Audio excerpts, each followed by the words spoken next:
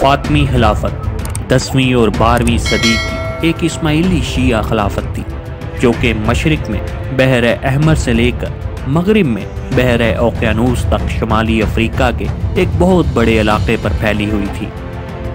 فاطمی خاندان جو کہ عربی نسل سے تعلق رکھتا تھا، اس نے افریقہ کے بحر روم کے ساحل کے اس پار علاقوں پر حکمرانی کی اور بالآخر مصر کو خلافت کا مرکز بنا لیا۔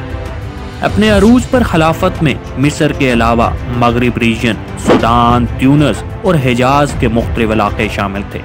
فاطمی خلافت نے اسماعیلی سیاسی کامیابی کے عروج کو پیش کیا۔ فاطمیوں کے حریفوں کے زیر اقتدار ملکوں میں اسماعیلیوں کے وفادار حامی تھے اور ایک خاص اسماعیلی آبادی اور نظریہ رکھنے والے علاقوں میں خود مختار نظم و نسق قائم کرنے کے قابل تھے، جو کہ مصر میں امام کے وفادار تھے۔ 902 میں ابو عبداللہ الشیعہ نے مشرقی مغرب افریقیہ میں عباسیوں کے نمائندوں کو چیلنج کر دیا اور ان کے مقابلے میں کھڑا ہو گیا، جو کہ اغلابیڈ ڈائناسٹی سے تعلق رکھتے تھے۔ پے در پے فتوحات کے بعد آخری اغلابیڈ امیر نے ملک چھوڑ دیا اور 25 مارچ 909 کو قطامہ فوجیں رقابہ شہر میں داخل ہو گئی۔ قطامہ شمالی الجیریا کا ایک بربر قبیلہ تھا اور رقابہ تیونس کا ایک شہر ہے۔ اور پھر ابو عبداللہ نے ایک نئی شیعہ حکومت قائم کی۔ اس کے بعد وہ اپنی فوج کے ہمراہ مغرب کی طرف چل پڑا، جہاں اس نے 15 جنوری 910 کو رقابہ شہر فتح کیا اور وہاں اس نے اپنے آپ کو المہدی باللہ کے باقاعدہ نام کے ساتھ خلیفہ کے طور پر سب کو باور کروا دیا اور اپنے بیٹے اور وارث کو القائم کے باقاعدہ نام کے ساتھ پیش کیا۔ حقیقت میں ابو محمد عبداللہ المہدی باللہ فاطمی سلطنت کے بانی تھے اور القائم ان کا بیٹا تھا۔ چونکہ ان کا نام بھی عبداللہ تھا تو رقابہ شہر میں داخل ہونے کے بعد عبداللہ الشیعہ نے اپنے نام کے ساتھ المہدی لگا کر سب کو باور کرا دیا اور اپنے بیٹے کو القائم کا نام دے دیا۔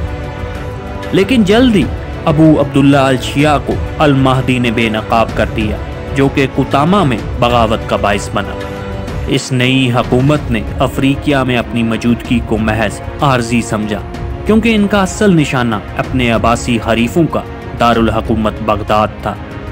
اس انقلاب کو مشرق کی طرف لے جانے کے عزائم کو 914 سے 915 اور پھر 919 سے 921 میں القائم کے زیر اقتدار مصر کے 2 یکے بعد دیگرے حملوں کی ناکامی کے بعد ملتوی کرنا پڑا۔ القائم المہدی کا بیٹا تھا اور المہدی فاطمی سلطنت کا بانی تھا۔ مزید یہ کہ فاطمی حکومت ابھی تک غیر مستحکم تھی۔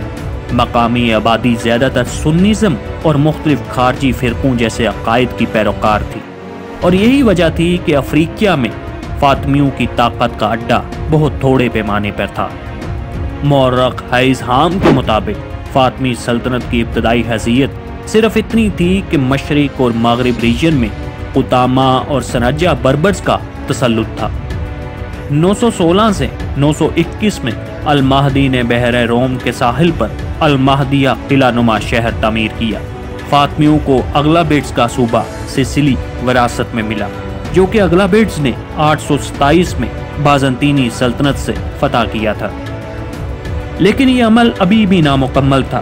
بازنطینی ابھی بھی سسلی کے شمال مشرق کے ساتھ ساتھ اٹلی کے جنوب میں کچھ علاقوں پر قابض تھے، اور اسلامی دنیا کے روایتی دشمنوں کے خلاف جاری محاذ آرائی نے فاطمیوں کو پروپاگنڈا کرنے کا ایک بہترین موقع فراہم کیا، اور جہاں جغرافیائی لحاظ سے انہیں بہت فائدہ تھا۔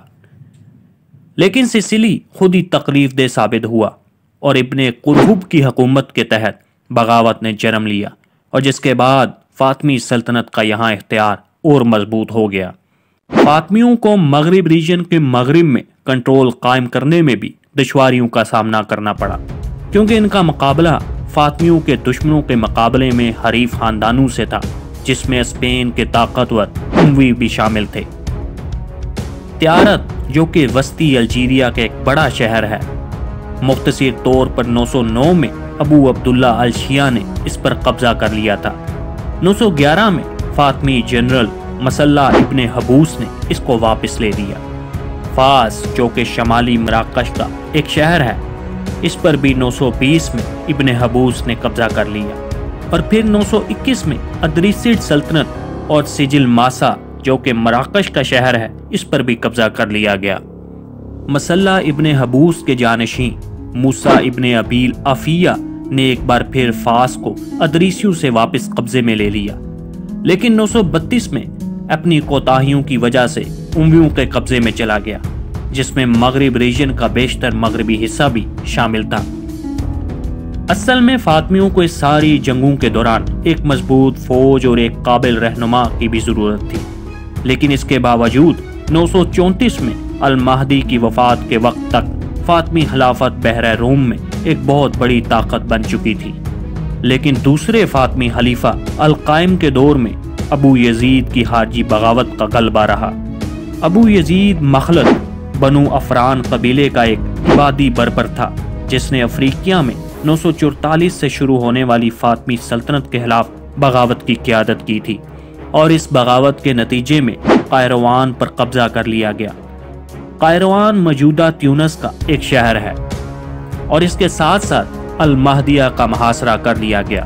मुहासरे के दौरान ही अल कायम की वफात हो गई, लेकिन इसके बेटे और इसके जानशीं इस्माइल ने अपने वालिद की वफात की बात को उस वक्त तक पोशीदा रखा जब तक कि उसने अबू यजीद को शिकस्त न दे दी, और फिर इसके बाद इसने अपने वालिद की मौत का ऐलान किया और खुद को इमाम और खलीफा अल मंसूर के नाम से मंसूब किया।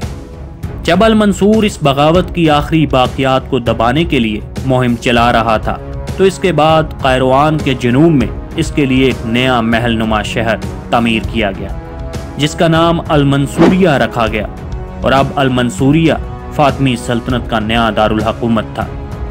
अल मोइज़ दीनुल्लाह के मातहत फातमियों ने इक्शदिद को फतह किया। इक्शदिद एक ममलूक खानदान था जिसने 935 से 969 तक मिस्र पर हुकूमत की थी, और मिस्र फतह करने के बाद अल मोइज़ ने कायरा को फातमी सल्तनत का नया दारुल हुकूमत मुकर्रर कर दिया। मिस्र के बाद फातमियों ने आसपास के इलाकों को फतह करना जारी रखा, यहाँ तक कि उन्होंने ट्यूनिस से शाम तक सिसिली पर भी हुकूमत की। यहाँ मैं बताता चलूँ कि सिसिली बहरे रोम का सबसे बड़ा जजीरा है जो कि ट्यूनिस के शमाल मशरिक में वाक़ है।